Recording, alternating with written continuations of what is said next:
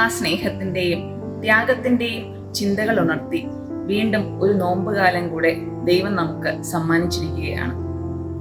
പരസ്പരം അടുത്തെറിഞ്ഞ് കൂടുതലായി സ്നേഹിക്കുവാനും കരുതുവാനും ചേർത്ത് നിർത്തുവാനും സ്നേഹിക്കുവാനുമൊക്കെ ഉള്ള ഒരു വലിയ അവസരമാണ് നമുക്ക് ഈ നോമ്പ് ധ്യാനത്തിലൂടെ ദൈവം നമുക്ക് നൽകിക്കൊണ്ടിരിക്കുന്നത്.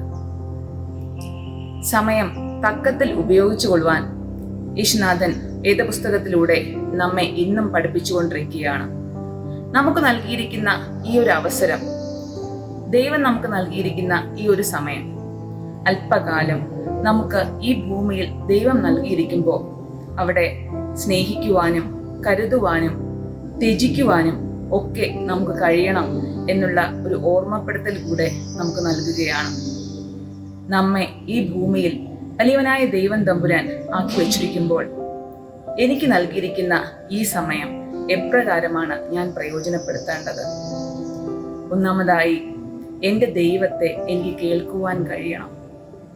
എൻ്റെ ദൈവത്തിന് ഈ ഭൂമിയിൽ ഞാൻ എപ്രകാരമായിരിക്കണമെന്നാണ് എൻ്റെ ദൈവം എന്നെക്കുറിച്ച് ആഗ്രഹിക്കുന്നത് എന്ന് മനസ്സിലാക്കുവാൻ എൻ്റെ യേശുവിനെ എനിക്ക് കേൾക്കുവാൻ കഴിയണം. ഞാൻ ആരായി ഈ ഭൂമിയിൽ കഴിയണം? എൻ്റെ സഹജീവികളെ, എൻ്റെ സഹോദരങ്ങളെ കേൾക്കുവാൻ എനിക്ക് കഴിയണം. എൻ്റെ ചുറ്റും പരസ്പരം ആവശ്യങ്ങളിലായിരിക്കുന്ന അനേകരുണ്ട്.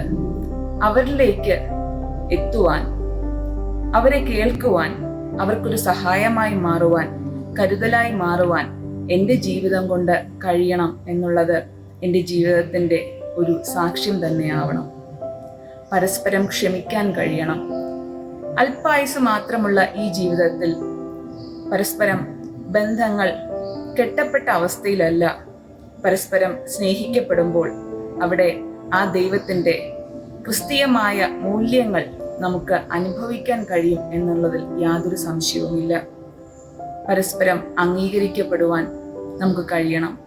ഈ നോമ്പുകാലത്തിൽ കുറേ കാര്യങ്ങൾ നമ്മുടെ ജീവിതത്തിൽ നമ്മൾ ശീലിച്ചു വന്നിരുന്ന കാര്യങ്ങൾ അതിൽ നിന്ന് മാറി ഒന്ന് റീബൂട്ട് ചെയ്ത് നമ്മുടെ ജീവിതത്തെ ഒന്നുകൂടെ ഒന്ന് മാറ്റത്തിന്റെ അവസ്ഥയിലേക്ക് കൊണ്ടുവന്ന് നമുക്കൊന്ന് മാറുവാൻ, ഒരു പുതിയ മനുഷ്യനായി മാറുവാൻ, കൂടുതലായി സ്നേഹിക്കുവാൻ, കൂടുതലായി കരുതുവാൻ, ഞാൻ എന്ന മനുഷ്യൻ അത് കുറച്ചുകൂടെ നല്ല മനുഷ്യനായി മാറുവാൻ, അപ്രകാരമുള്ള ഒരു വലിയ മാറ്റത്തിലേക്കായിരിക്കുവാൻ ഈ ചിന്തകൾ ദൈവം നമ്മെ ഇടയാക്കട്ടെ. ആമേൻ.